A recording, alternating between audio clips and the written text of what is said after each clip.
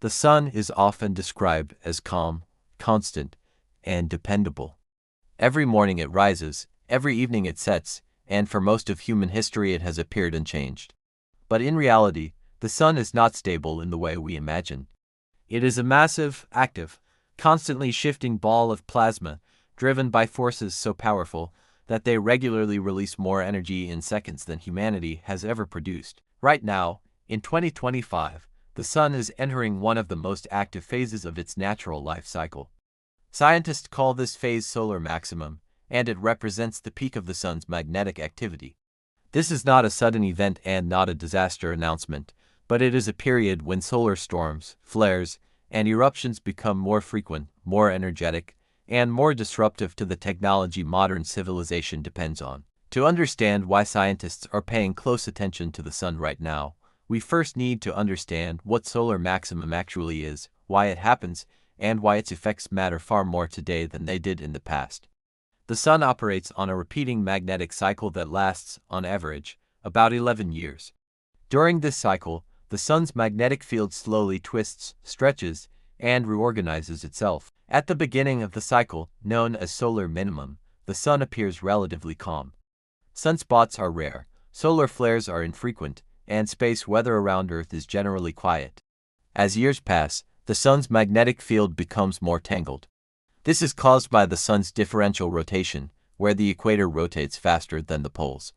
Because the sun is not solid, its plasma layers move at different speeds, twisting magnetic field lines like elastic bands being wound tighter and tighter. Eventually, the sun reaches solar maximum. At this point, sunspots become common, magnetic instability increases, and the sun begins releasing stored energy in violent bursts. These bursts take the form of solar flares and coronal mass ejections, often referred to as CMS. A solar flare is an intense flash of radiation released when magnetic energy suddenly snaps and reconnects. These flares travel at the speed of light and can reach Earth in just over 8 minutes. Coronal mass ejections are even more significant. They are massive clouds of charged particles launched from the sun at millions of kilometers per hour. When a CME is aimed toward Earth, it can interact with our planet's magnetic field and cause geomagnetic storms. This cycle is completely natural. It has been happening for billions of years. What makes the current solar maximum important is not that it exists, but that humanity now relies on systems that are highly sensitive to solar activity. In earlier centuries, solar storms would have gone mostly unnoticed, except for rare events like intense auroras appearing far from the poles. Today, the situation is very different. Satellites, GPS navigation, global communication networks, power grids, aviation systems, and even financial timing systems all depend on stable space weather conditions. During solar maximum, the frequency and intensity of solar flares increase. Strong flares can disrupt high-frequency radio communications, especially those used by aircraft flying over polar routes. They can interfere with GPS accuracy, sometimes degrading location precision by several meters or more. For military, aviation, and maritime operations, this is not a minor inconvenience, it is a serious operational concern. Coronal mass ejections pose an even larger risk. When charged particles from a CME reach Earth, they compress and disturb Earth's magnetic field. This interaction can induce powerful electric currents in the upper atmosphere and even in the ground itself. These currents can overload transformers and damage power infrastructure. One of the most famous examples occurred in 1989, when a geomagnetic storm caused a major blackout in Quebec, leaving millions without electricity for hours. That storm was relatively modest compared to what the sun is capable of producing. Scientists often reference the Carrington Event of 1859, the most powerful solar storm ever recorded. Telegraph systems across the world failed, operators received electric shocks, and auroras were seen as far south as the Caribbean. If an event of that magnitude occurred today, it could cause widespread satellite failures, long-term power outages, and massive economic disruption.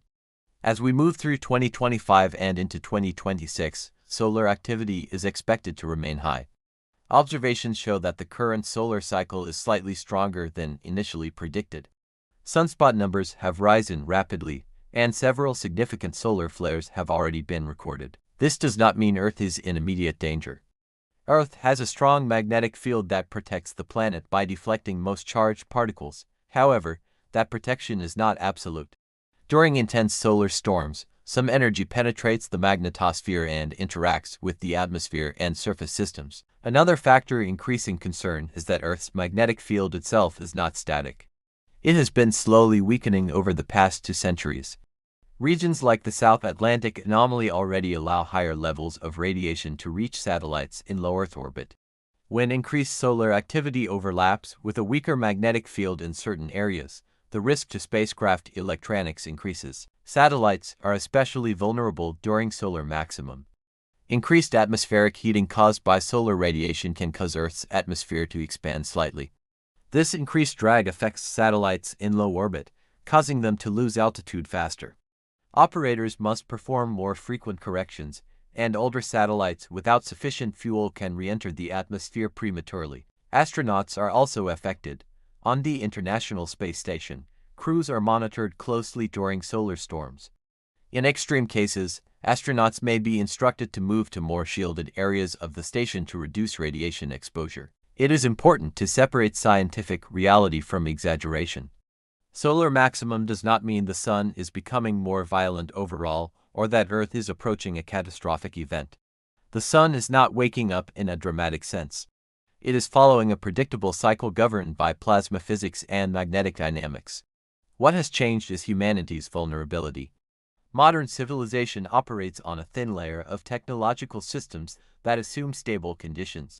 Solar maximum introduces variability into those conditions. That is why scientists, engineers, and space agencies monitor the sun continuously using spacecraft like NASA's Solar Dynamics Observatory and the Parker Solar Probe. These missions allow scientists to study the sun closer than ever before, measuring magnetic fields, solar wind particles, and energy flows directly. The goal is not fear, but preparation. With better data, space weather forecasts can provide warnings hours or even days in advance, allowing power companies and satellite operators to take protective measures. Looking ahead, solar maximum will eventually pass. The sun will return to solar minimum, and activity will decrease again. This cycle will repeat, as it always has. The long-term lesson is not that the sun is dangerous, but that Earth exists in a dynamic cosmic environment. Understanding solar maximum reminds us that space is not empty or calm. It is active, energetic, and constantly interacting with our planet. The sun gives life to Earth, but it does not adjust its behavior for us. It simply follows the laws of physics. As humanity expands further into space and becomes more dependent on orbital infrastructure, understanding and respecting solar activity will become even more important. Solar maximum is not a warning of doom. It is a reminder that even our nearest star still holds power over the systems we build. And in 2025 and 2026, that reality is becoming impossible to ignore.